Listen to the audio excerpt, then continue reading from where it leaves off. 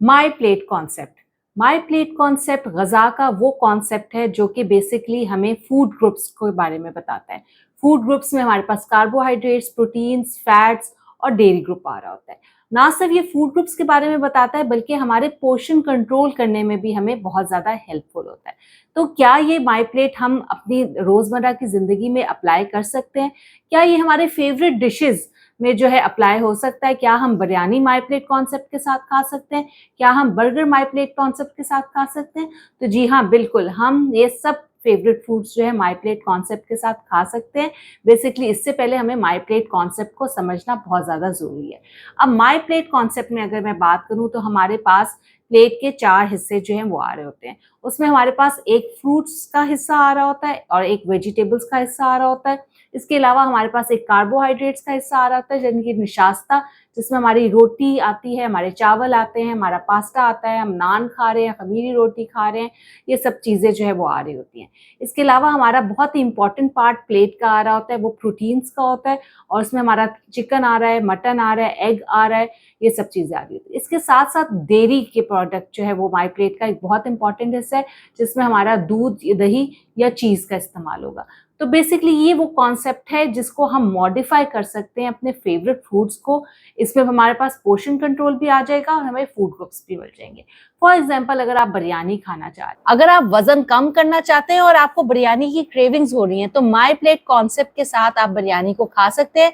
My plate में आप देख सकते हैं हमारे पास रायता है, हमारे पास एक पोर्शन ऑफ सैलेड है, बिरयानी है और साथ हमारे पास प्रोटीन्स है।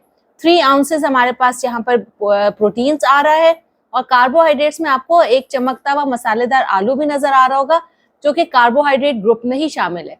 तो इस तरह आप पोर्शन साइज के साथ और कॉम्बिनेशन के साथ अपनी बिरयानी को in the weight loss journey enjoy कर सकते हैं।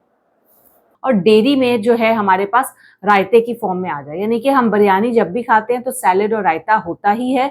तो हम उसको अगर पोर्शंस को मॉनिटर कर लें कि हम चावल कितने डाल रहे हैं अपने प्लेट में, जो है वो चिकन और बोटी कितनी डाल रहे हैं, आलू का शुमार जो है वो कार्बोहाइड्रेट्स में तो वो कितने डाल रहे हैं, फिर हमारा सैलेड जो है उसके अंदर आप कोई फ्रूट भी जो है वो ऐड कर सकते हैं और उसमें कोई मेयोनीज शामिल नहीं होनी चाहिए, और रायता। तो हमारा माई प्लेट कॉन्सेप्ट बिरयानी के हिसाब से जो है वो तैयार हो जाएगा और इसको हम पोर्शन साइज भी जो है वो कंट्रोल कर सकते हैं।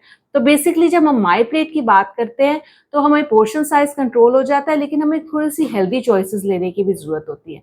यानी कि कार्बोहाइड्रेट्स में हमने फाइबर को मॉनिटर करना है, तो अगर आप सफ़ेद आटे की रोटी खा रहे हैं तो कोशिश करें कि आप ब्राउन आटे यानी कि चक्की के आटे की रोटी खाएं। फिर हमारे पास जो है प्रोटीन्स में लीन मीट आ जाता है, तो लीन मीट के जो है ऑप्शंस हमारे पास मौजूद है जो कि आप यूज़ कर सकते हैं।